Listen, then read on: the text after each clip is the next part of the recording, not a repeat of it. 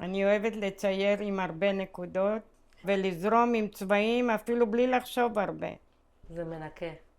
כן, זה גורם לרגיעה.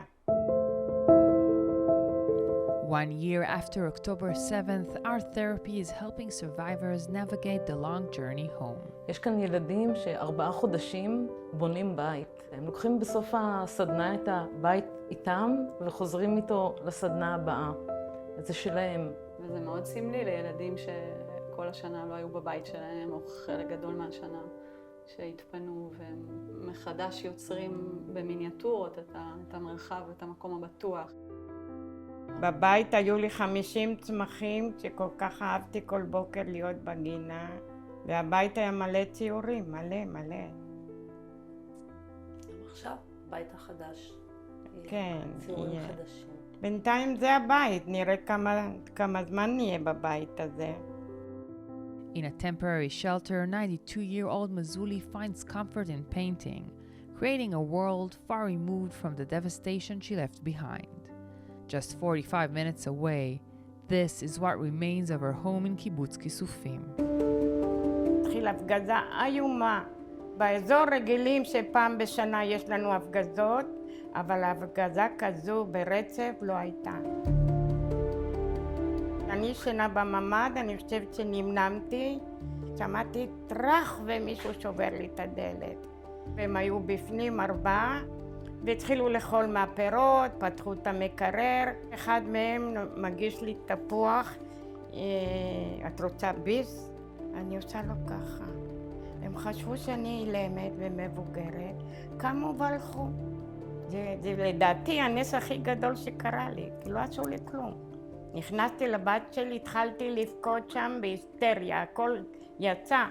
בלילה חיילים באו. ישר אמרו לנו, אנחנו מפנים אתכם, ואנחנו באים לצאת, צלפו עלינו מהבית ממול, אז הם הפילו אותי על הרצפה, וגם הם, נשכבנו והחיילים נלחמים, והכל מהראש שלי. היי דניאלה. היי. For 30 years, Yael Lotem is using art to connect with children. She lives in Kibbutz Gvulot with her family nearby in Kfar Aza. On the day of the attack, her daughter and grandchildren were abducted from their home. הערב בחדשות, 9 ילדים ו2 אמהות שוחררו אחרי 51 יום בעזה. אנחנו המשפחה שזכתה בכל הקופה, כולם בבית, כולם בחיים. אפילו הכלב בחיים. אנחנו באמת, אולי המשפחה היחידה שכולם חזרו וכולם בסדר. וזה לא ברור מאליו בקטע הזה, לגמרי לא ברור מאליו.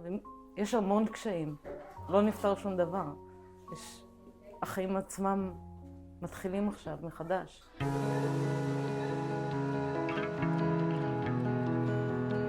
From the first moment, we told these communities, we're here for you and we're here for as long as you need us. And that made all the difference for them.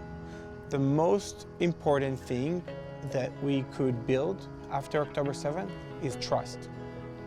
Because that's the thing that was broken on so many levels for these communities. ישראל היו הראשונים שהגיעו. חיבקו את החיבוק הכי חזק ברמת הילדים. עזרו לנו להבזר את הגני ילדים שהקמנו. הם מטפלים, והם בעצם שם. זה פשוט מרגיש שהם שם. הם הפכו להיות חלק בלתי נפרד. In the past year, Israel has partnered with over a dozen communities that were attacked and evacuated on October 7th, helping with a range of mental health resources, logistical support, and education facilities. This work continues as they move from evacuation centers to temporary housing, and eventually back home. וואו! המלחמה פה לא נגמרה, זאת אומרת, זה משהו שלא מורגש בשאר הארץ. יש פה לילות בלי שינה, פיצוצים. זה לא מובן מאליו לחזור הביתה אחרי מה שהיה. זה לא מובן מאליו. אין מישהו מאיתנו שלא שואל את עצמו מדי כמה ימים, מה אני עושה פה? אז זה כאילו כל יום לבחור מחדש, כל יום להיות חזק, כל יום לנשום. בכיתי הרבה. הסתגרתי בחדר, בוא נגיד, רציתי להיות לבד. אז השיעור באומנות הוציא אותי להיות עם אנשים. ונעים לי מאוד עם יעל. מרגישה מחוברת. הרבה יותר טוב לי, אני הרבה יותר בריאה. זה החלק הטוב של השבוע שלי שאני פה.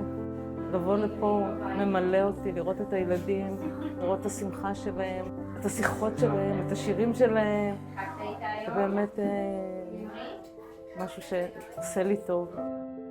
A year later, more than half of the 300,000 people displaced in that horrific day have yet to return to their homes. While the need for aid remains immense, Mazzulli refuses to lose hope. יונת השלום, שאני מקווה שפעם יהיה לנו שלום.